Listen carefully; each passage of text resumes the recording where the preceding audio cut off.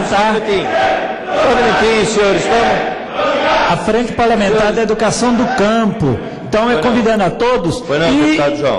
Presidente, só manifestando, uma vez que eu estou saindo e estava inscrito, pelo PT Minas Gerais, a gente contra o 4330, que não é só terceirização, não. Tem as terceiras, tem as quartas, as quintas empresas e assim vai sucessivamente, precarizando mutilação e morte. Então, contra o 4330. Muito obrigado. Tudo bem. Com a palavra o doutor Carlos Eduardo de Azevedo Lima, presidente da Associação dos Procuradores do Trabalho. Obrigado, senhor presidente, senhoras deputadas, senhores deputados, representantes dos trabalhadores, demais entidades, dos empresários, demais entidades aqui presentes.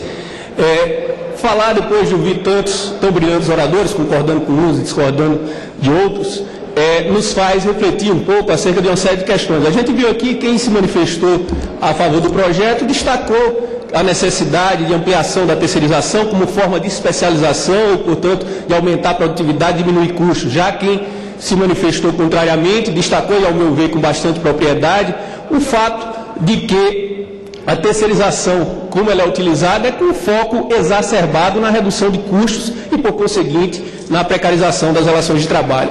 Mas, antes de seguir aqui qualquer linha argumentativa, eu gostaria de frisar que a manifestação da Associação Nacional dos Procuradores de Trabalho, que representa os membros do Ministério do Trabalho de todo o Brasil, não será aqui sobre um viés ideológico, sobre qualquer questão sendo discutida sobre esse aspecto, mas sim buscando trazer aqui a nossa experiência prática, a atuação dos membros do Ministério do Trabalho, no combate às fraudes trabalhistas, no combate às irregularidades trabalhistas em geral, no país todo, e o que nós temos visto a respeito disso.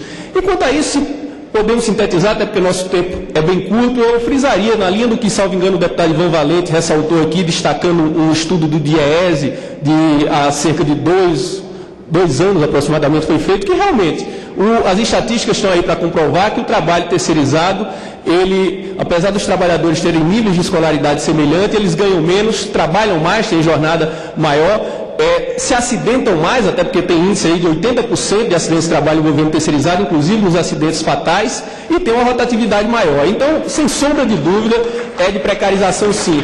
Mas nossa postura nunca foi, senhores parlamentares, nunca foi de simplesmente adotar um posicionamento simples, pura e simplesmente contrário ao projeto 4330. Não, nós entendemos que há sim possibilidade de se discutir a regulamentação do trabalho terceirizado, agora não nesses moldes, não à custa da dignidade do trabalhador, não de forma com viés nítida e exclusivamente precarizante, não de forma alguma na linha que vem sendo seguida. Claro, reconheçamos, houve avanço, sem dúvida nenhuma, nas discussões, mas ainda está longe do razoável esse projeto, até porque falávamos do foco exacerbado na redução de custos, e isso se dá custo que custar, e claro, sempre se arrebenta, desculpem a expressão coloquial, na ponta mais fraca dessa cadeia, que é exatamente o trabalhador. Mas eu gostaria de frisar aqui 3 pontos que para nós se mostram de grande relevância.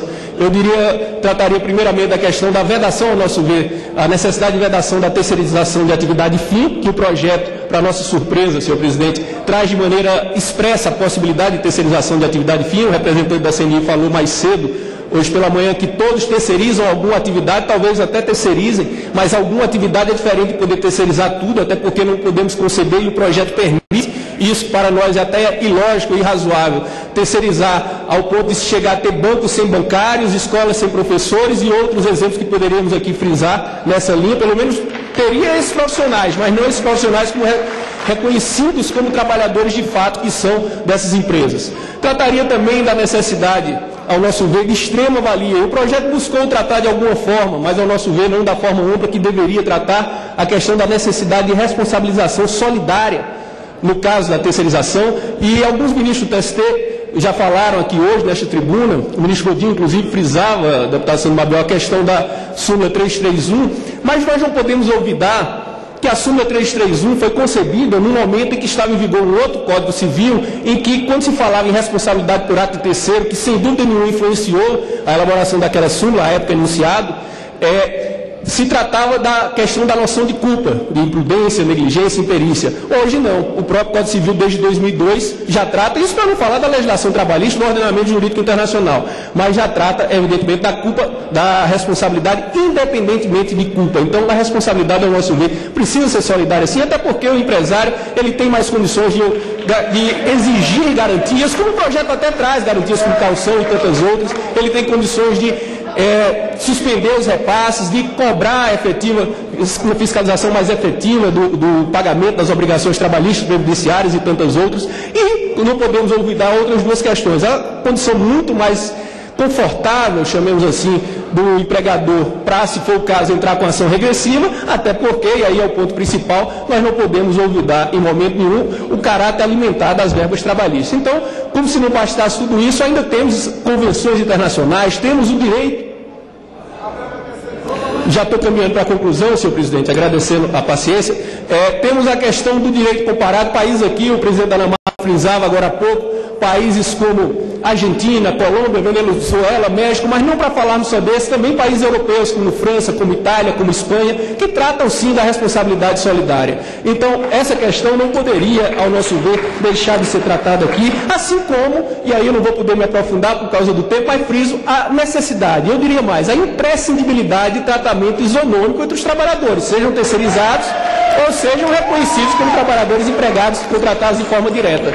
Isso aí é trazido pela Constituição Federal, no seu artigo 7º, isso é trazido desde a Declaração Universal dos Direitos Humanos, do pós-guerra, da Segunda Guerra Mundial, isso é trazido em convenções da Organização Internacional do Trabalho, isso é trazido até pelo bom senso, pela razoabilidade de qualquer um de nós, qualquer pessoa, seja da área jurídica ou não. Então, o que eu frisaria, e foi falado há pouco, senhor presidente, e realmente agora vou concluir, é a questão também do sindicato, do enquadramento sindical. Nós entendemos que isso aí é de extrema valia, porque trabalhadores, você colocar trabalhadores, prestadores de serviços terceirizáveis, você reúne uma série de trabalhadores que não têm as mesmas similitudes em termos de vida que levam e de funções exercidas, então eles não vão, na prática você afronta a isonomia, a garantia da liberdade sindical e você acaba afrontando os direitos desses trabalhadores. E agora, concluindo, se falou hoje, inclusive, de pessoas mencionado com bastante ênfase a questão do retrocesso que significaria não aprovar o projeto. Na nossa visão, na realidade, é o contrário. É um retrocesso mais grave do que isso. Um retrocesso social, já vou concluir nos 19 segundos,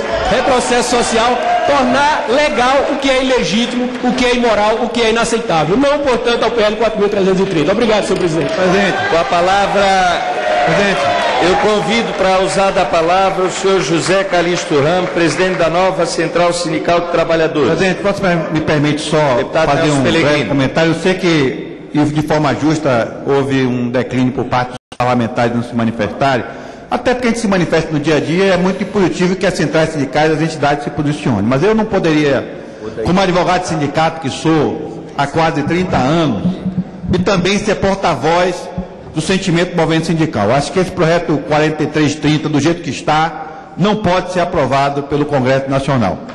Tem alguns aspectos, inclusive, e eu não vou comentar todos, porque o tempo é muito rápido, mas tem